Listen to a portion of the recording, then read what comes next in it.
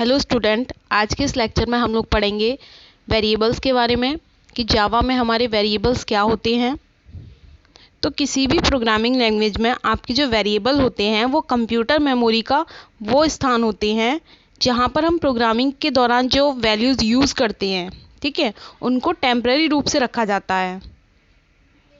It means जो variable होते हैं वो हमारी वैल्यूज़ को होल्ड करके रखते हैं। कब तक? जब तक कि आपका जो प्रोग्राम है वो पूरी तरीके से एग्जीक्यूट नहीं हो जाता है, तब तक वो कंप्यूटर मेमोरी में आपकी वैल्यूज़ को होल्ड करके रखते हैं। और जैसे ही उस वेरिएबल का काम आपका ख़त्म हो जाता है, ठीक है, इट मीन्स आपका प्रोग्राम एग्जीक्यूट हो जाता है, तो ये कंप्यूटर मेमोरी से खुद ब खुद इरेज हो जाते हैं। और ये जो आपके वेरिएबल्स होते हैं वो आपकी प्रोग्राम में जो कंडीशन आपने दे रखी होती हैं उसकी कंडीशन के अकॉर्डिंग अपनी वैल्यू को चेंज करते रहते हैं, ठीक है। तो इस तरीके से वेरिएबल कंप्यूटर मेमोरी का वो पार्ट होते हैं जहाँ पर हम प्रोग्राम में जो आप वैल्यूज़ यूज़ करते हो, ठीक है, वो वैल्यूज़ वहाँ पर टेम्परेरी रूप से रखी जाती हैं।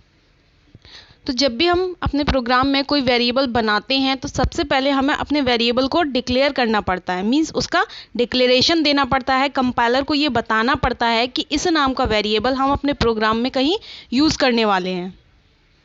तो किसी भी वेरिएबल को जब हम डिक्लेयर करते हैं तो वेरिएबल के डेटा टाइप को बताते हैं कि हमारा जो वेरिएबल है वो किस टाइप का डेटा अपने अंदर स्टोर करेगा, ठीक है। साथ ही साथ उस वेरिएबल के नाम को डिफाइन करते हैं, जो कि आपका कंपाइलर होता है उसे ये बताता है कि हमारा इस नाम का वेरिएबल है और इस टाइप का डेटा हम इसके अंदर स्टोर करेंगे। डिक्लेरेशन करना इसलिए ज़रूरी होता है कि अगर आपने कोई भी वेरिएबल अपने प्रोग्राम में यूज़ किया है, ठीक है, और उसको कहीं भी डिक्लेयर नहीं किया है और कंपाइलर को कंपाइलेशन के दौरान अगर कोई ऐसा वेरिएबल मिलता है जिसको कि डिक्लेयर नहीं किया गया है बट आपने उसे यूज़ किया है, तब इस कंडीशन में जो आपका कंपाइलर होता है वो एरर जनरेट करता है, ठीक है। तो इस तरीके से हमें अपने किसी भी वेरिएबल का डिक्लेरेशन देना होता है। वेरिएबल का डिक्लेरेशन करना इसलिए भी ज़रूरी होता है क्योंकि ये वेरिएबल का आपका डिक्लेरेशन होता है वही कंपाइलर को बताता है कि आपके वेरिएबल का नाम क्या है, ठीक है, वो अपने अंदर किस टाइप का डेटा स्टोर करेगा। और साथ ही साथ जो आप वेरिएबल का डिक्लेरेशन करते हो वो इसके स्कोप को भी क्या करता है, डिफाइन करता है। तो यहाँ पर हम सिंटैक्स देख लेते हैं कि किस तरीके से प्रोग्रामिंग में हम किसी भी वेरिएबल को डिक्लेयर करते हैं। सबसे पहले हम उसका डेटा टाइप देते हैं, उसके बाद में अपने वेरिएबल का नाम देते हैं और सेमीकोलन से उस लाइन को टर्मिनेट कर देते हैं, ठीक है। अगर पहले हम किसी को डिक्लेयर कर देते हैं तो बाद में हम उसे इनिशियलाइज भी करना पड़ेगा। इट मीन्स अपने वेरिएबल को वैल्यू इनिशियलाइज करनी होगी। तो यहाँ पर हम लोग इनिशियलाइजेशन देख लेते हैं, उसका एक सिंटैक्स देख लेते हैं।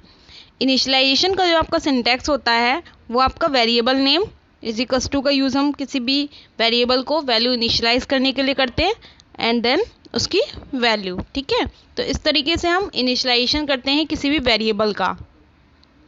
और ये किसी भी प्रोग्रामिंग में ज़रूरी नहीं है कि आप उसे पहले डिक्लेयर करें फिर इनिशियलाइज करें। आप डिक्लेरेशन और इनिशियलाइजेशन दोनों एक साथ भी कर सकते हैं, ओके। तो इस तरीके से हम किसी भी प्रोग्रामिंग में अपने वेरिएबल को क्या करते हैं, डिफाइन करते हैं और उसका यूज़ करते हैं।